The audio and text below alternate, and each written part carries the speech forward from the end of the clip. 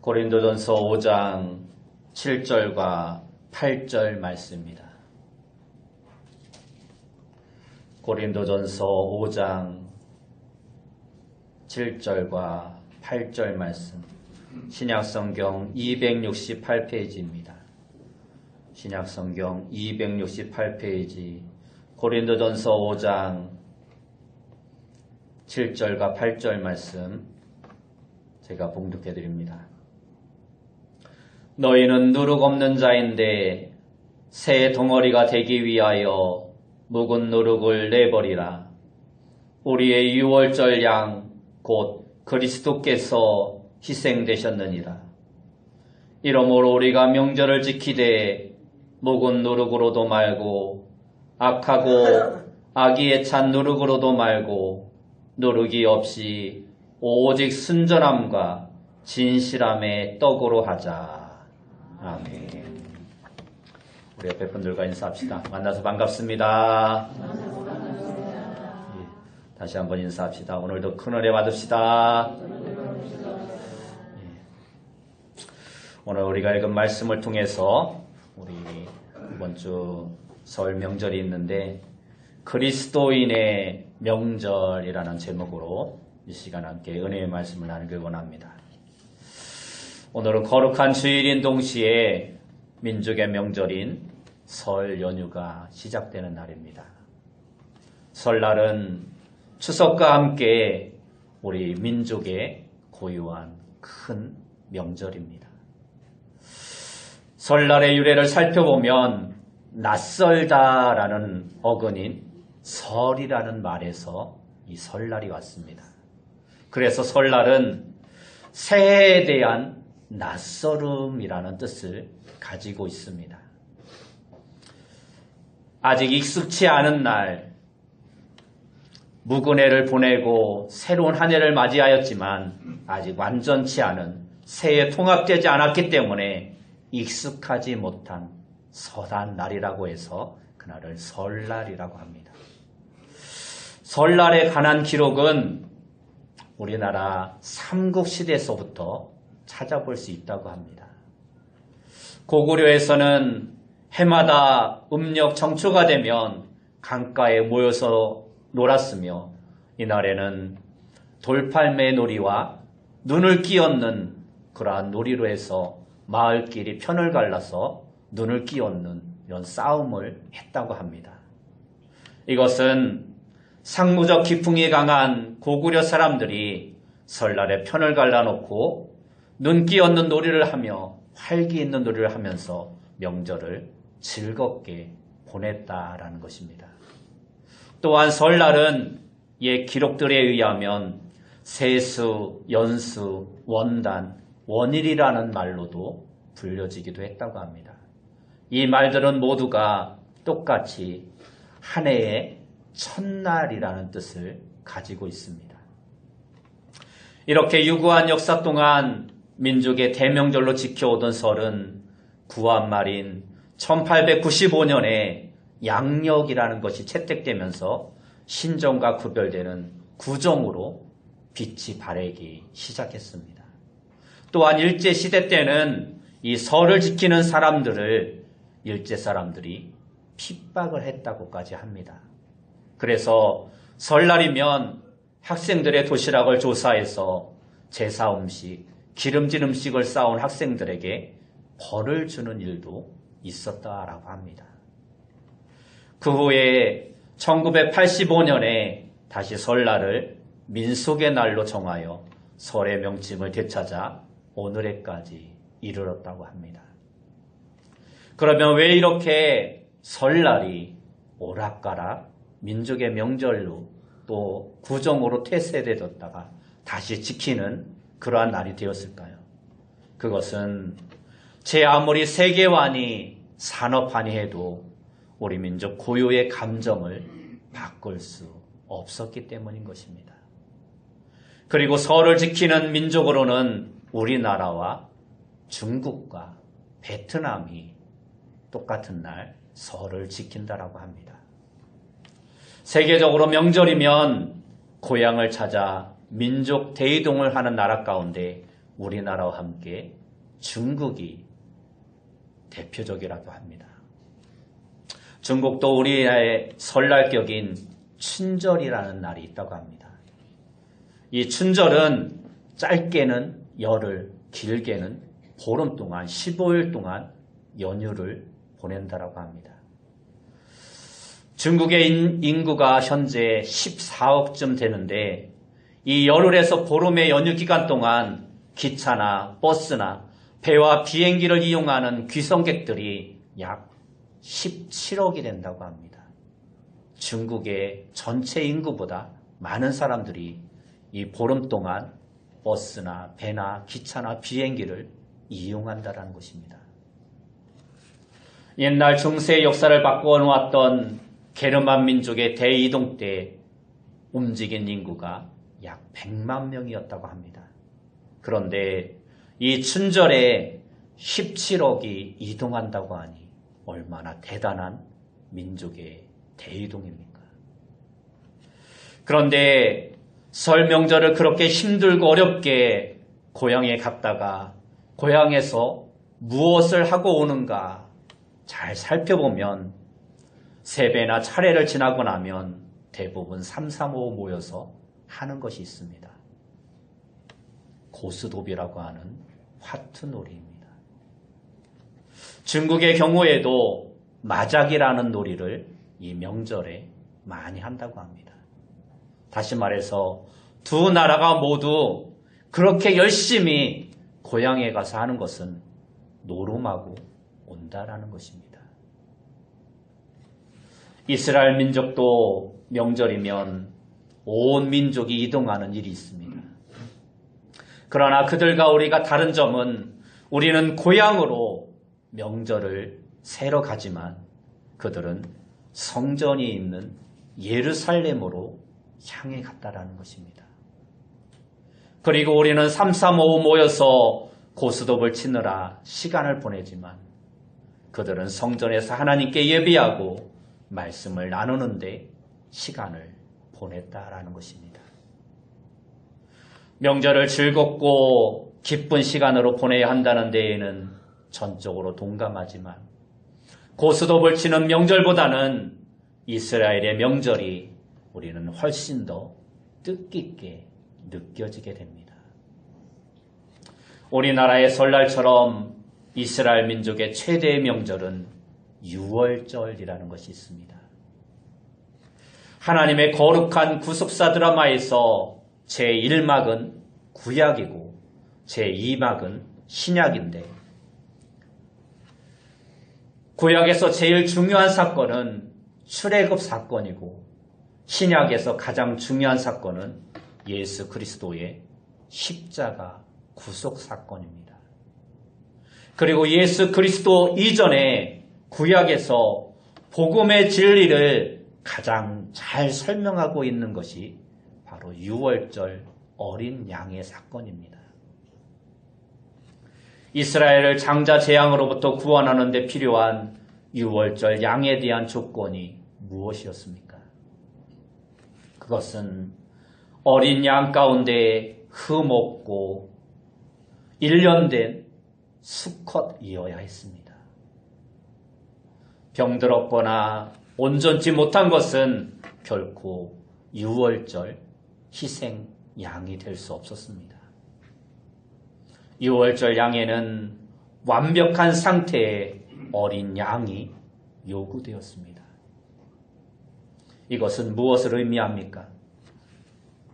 유월절을 통해 이스라엘 백성들이 애굽의 노예 생활에서 해방된 출애굽 사건은 죄인이 죄와 사망에서 해방되어 구원받는 것을 예표하고 있는 것입니다. 그런데 이스라엘 백성들이 출애굽 사건의 토대가 된 장자 재앙에서 구원받기 위해서는 유월절 희생양이 요구되었듯이 죄인이 하나님의 심판에서 구원받기 위해서는 영적 유월절의 희생제물이 요구되었던 것입니다. 그리고 바로 그러한 영적 유월절의 희생제물은 유월절 어린 양의 흠이 없고 완벽해야 했듯이 죄와 허물이 없어야 했습니다. 그분이 바로 흠없고 점도 없는 어린 양 같은 예수님이었다라고 성경은 말씀하고 있습니다.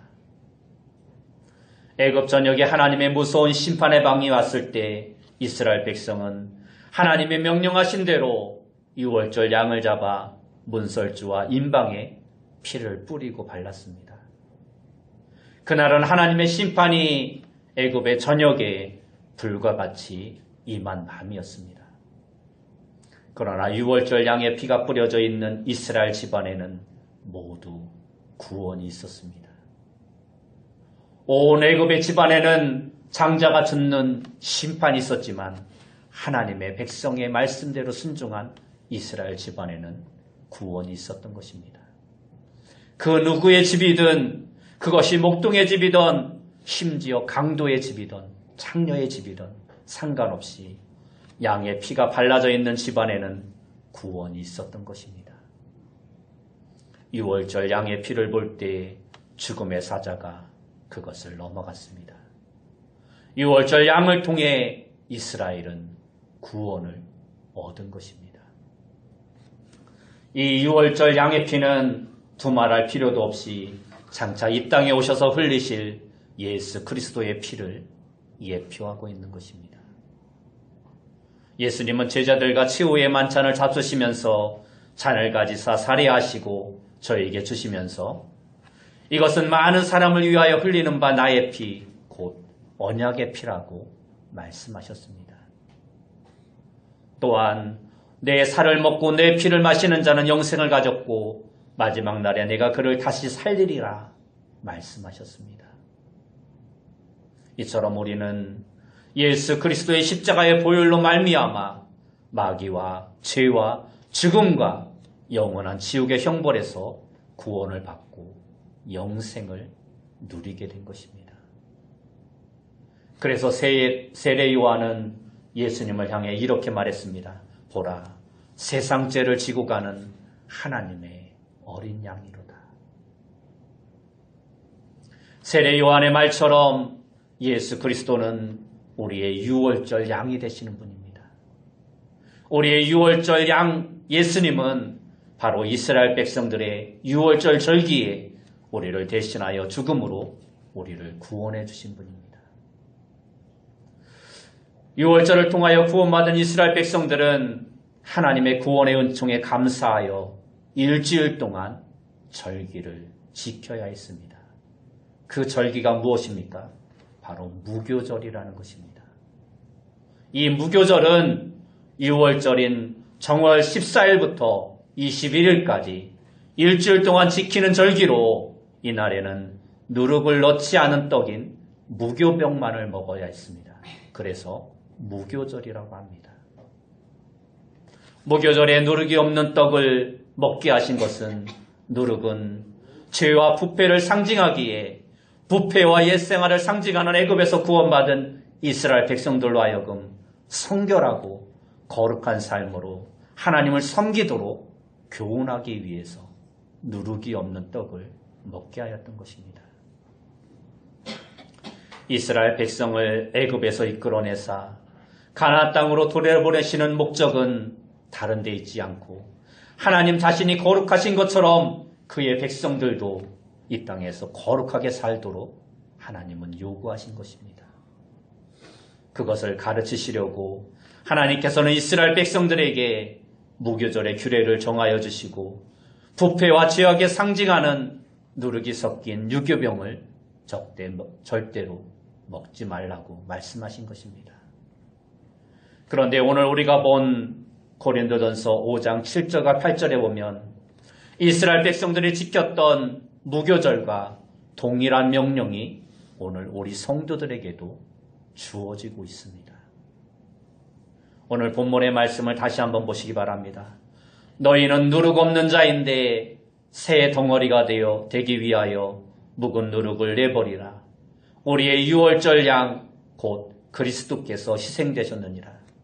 이러므로 우리가 명절을 지키되 묵은 누룩으로도 말고 악하고 악의에 찬 누룩으로도 말고 누룩이 없이 오직 순전함과 진실함의 떡으로 하자 말씀하고 있습니다.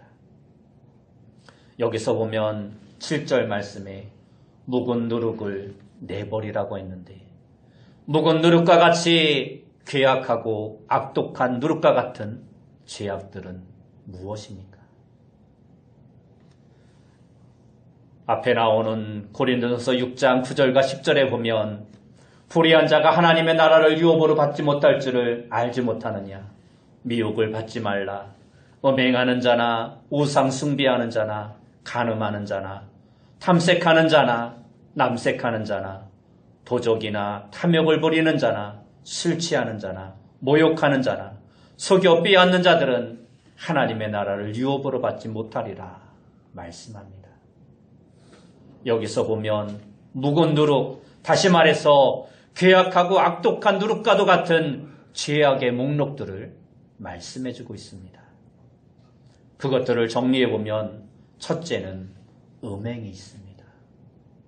이것은 각종 성범죄를 말씀하는 것입니다. 둘째는 탐남이라는 것입니다. 이것은 탐욕을 일삼는 행위를 말합니다. 세상으로 말하면 경제사범을 말씀하는 것입니다. 오늘날 교회로 치면 헌금을 유용한다든지 돈놀이를 하여 남의 것을 가로챈다든지 성도들끼리 신앙적인 목적이 아닌 재산 정식을 목적으로 교회를 이용하는 행위를 말하는 것입니다. 세 번째는 우상 숭배입니다. 성도에게 점을 치라고 가라든지 굿을 좀 하라고 한다든지 하는 하나님 이외에 다른 것을 섬기게 하는 행위입니다. 그리고 넷째는 후욕입니다. 이것은 타인에게 욕설이나 비방을 하여 그에게 모욕을 주는 행위를 말합니다. 다섯째는 술 취함입니다. 이것은 술을 먹고 만취하여 주정을 벌이며 하나님의 영광을 가리는 것입니다. 여섯 번째는 토색입니다. 착취하고 강탈하고 남의 것을 빼앗는 행위를 말합니다. 만일 교회 안에서 위와 같은 6가지 유형의 일들이 공공연하게 일어난다고 한번 생각해 보십시오. 성도들이 성범죄에 빠집니다. 남녀 전도회가 모였을 때 온갖 음담패설이 난무합니다. 교인들이 11조를 속이고 헌금이 들어오면 담당자들이 그것을 서로 유용합니다. 그리고 교인들이 점을 보러 다니고 구슬합니다. 교인들이 서로 헐뜯고 욕하고 비방하고 정직자들이 술을 마시며 날마다 술에 취해 있습니다. 무슨 일이 있으면 폭력으로 다 해결하려고 합니다. 한번 생각해 보십시오. 이런 일이 교회에 있다면 어떻게 되겠습니까? 그것은 말도 안 되는 것입니다. 교회에서 그런 일이 있다면 그것은 더 이상 교회라고 말할 수 없는 것입니다. 그래서 사도 바울은 만약 교회 안에 그러한 자들이 있으면 교회에서 내어 쫓으라고 말씀합니다. 다시 말해서 교회 밖으로 출교시키라는 것입니다. 왜 그렇습니까? 그렇게 해서라도 교회는 교회로서의 거룩함을 지켜야 하기 때문입니다. 출애굽기 12장 15절을 보면 하나님께서는 만일 무교절 기간 동안에 유교병을 먹는 자는 이스라엘에서 끊어지리라 경고하십니다. 여기서 끊어지리라는 말은 잘라버리다, 베어버리다, 추방시키다라는 뜻이 담겨져 있는 말입니다. 애굽을 떠나 아무런 삶의 기반이 없는 상태에서 이스라엘 공동체로부터 추방당해 광야로 쫓겨난다는 것은 곧 죽임을 당하는 것이나 마찬가지였습니다. 더욱이 하나님의 백성으로부터 떨어져 나간다는 것은 영적인 의미에서도 죽임을 당하는 것과 마찬가지였습니다. 이처럼 누룩이 상징하는 바 우리가 믿는다고 하면서도 죄로부터 떠나지 않고 그것을 사모하여 반복적으로 죄를 짓는 자는 마침내 구원의 대열에서부터 끊어진다, 죽임을 당한다라는 것을 성경은 우리에게 가르쳐주고 있습니다. 물론 우리가 믿음으로 구원을 받지만 그 믿음에는 필수적으로 동반하는 행위가 있어야 합니다. 다시 말해서 죄에서 떠난 거룩한 삶이 반드시 하나님의 백성들에게 있어야 한다는 것입니다. 그렇지 않는 자는 공의로우신 하나님을 만홀히 여기는 자로서 하나님을 기쁘시게 하지 못할 뿐 아니라 하나님의 준엄한 심판을 받게 되는 것입니다. 누룩이 발견되어지면 다시 말해 내가 집안에 누룩이 있는 것을 찾을 것인데 그것이 발견되어지면 그는 이스라엘 회중에서 끊어지리라고 하신 바로 그 하나님은 오늘 우리의 마음을 감찰하시는 분이십니다. 우리보다 우리의 죄악을 하나님은 더 잘 아십니다. 그러므로 우리는 날마다 두렵고 떨림으로 우리의 삶 속에서 철저하게 누룩을 제거하고 거룩한 삶을 살아가기에 힘쓰는 자가 되어야 합니다. 성도는 이렇게 소극적으로는 죄를 멀리하고 살면서 적극적으로는 순전하고 진실하게 살아가는 자가 되어야 합니다. 성결은 그리스도인에게 참으로 중요한 것입니다. 성결은 말 그대로 깨끗한 상태를 의미합니다. 물건을 고를 때도 우리는 깨끗한 것을 고릅니다.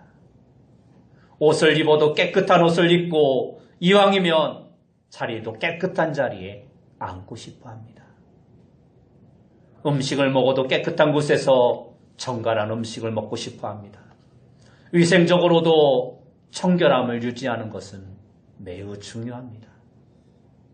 콜레라가 돌면 손발을 깨끗이 씻고 음식물은 말끗하게 씻고 완전히 익혀서 먹도록 하며 주변 환경도 청결하게 유지하도록 홍보를 합니다.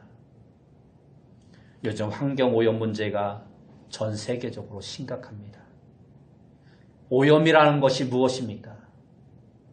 깨끗하게 정결해야 될 것이 더럽혀져 있는 것을 오염이라고 합니다. 이렇듯 세상살이에서뿐만 아니라 우리의 영적인 신앙생활에 있어서도 청결함, 다시 말해서 성결함은 매우 중요한 것입니다. 디모데후서 2장 20절 말씀을 보면 쉬운 성경으로 보면 이렇게 번역하고 있습니다. 큰 집에는 금그릇과 은그릇이 있습니다. 그러나 나무그릇과 흙으로 빚은 그릇 또한 있습니다.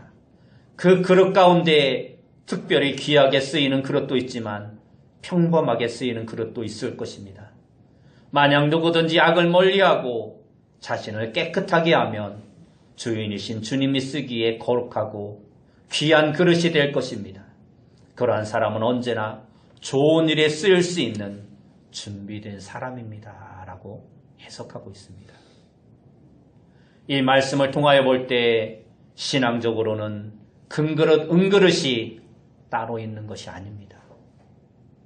죄를 멀리하고 성결한 삶을 살고 늘 준비되어 있는 그 사람이 곧 금그릇이라는 것입니다. 귀한 그릇은 귀한 일에 사용되듯이 하나님은 성결한 사람을 가장 귀하게 여기시고 그를 가장 고귀한 일에 사용하신다는 것입니다. 우리가 무엇이 되느냐 혹은 무엇을 하느냐 하는 것도 중요하지만 그것보다 더 중요한 것은 하나님 앞에서 깨끗한 삶을 사는 것입니다. 그 다음에 성도의 삶은 늘 진실해야 합니다. 옛날 어떤 나라의 왕이 자기 하나뿐인 딸의 사윗감을 찾는데 꽃씨를 나누어 주고 꽃을 제일 예쁘게 길러오는 사람을 사위로 택하기로 했습니다. 그래서 많은 후보자들을 모집하여 꽃씨를 나누어 주고서는 일정 기간을 주고 꽃을 잘 길러오도록 명령했습니다. 이에 많은 후보자들이 저마다 탐스럽고 아름답게 핀 꽃 화분을 들고 심사를 받으러 왔습니다. 임금님은 그 가져온 꽃들을 하나하나 살펴보는데 꽃들이 너무나도 아름답고 너무나도 화려해서 감탄을 하며 구경삼아 심사를 하나하나 해나가고 있었습니다. 그런데 맨 끝에 선 한 후보자는 꽃이 피어있기는커녕 화분에 싹도 나와 있지 않은 빈 화분을 갖다 놓고 심사를 기다리고 있었습니다. 임금님이 그에게 묻습니다. 너는 어찌하여 빈 화분을 가지고 왔느냐? 그러자 후보자가 말을 합니다. 네, 저는 온 정성을 다해서 씨를 심고 물을 주고 꽃을 피우기 위해 노력했지만 싹도 나지 않고 꽃도 피지 않았습니다.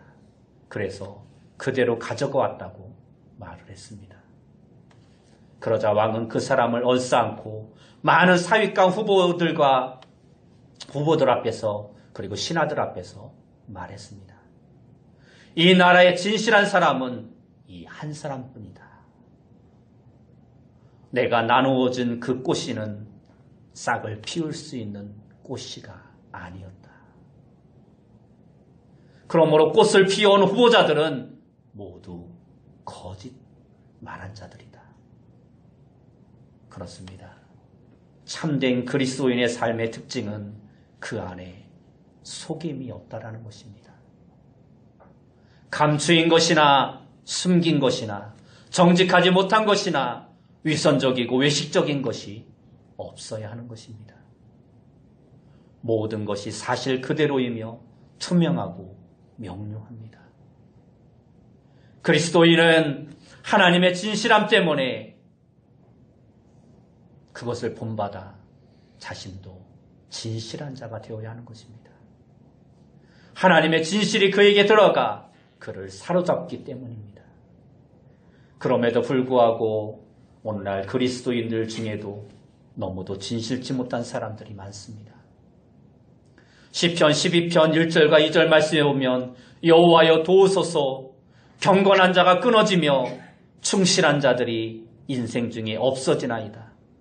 그들이 이웃에게 각기 거짓을 말하며 아첨하는 입술과 두 마음으로 말하는도다 하고 말씀합니다.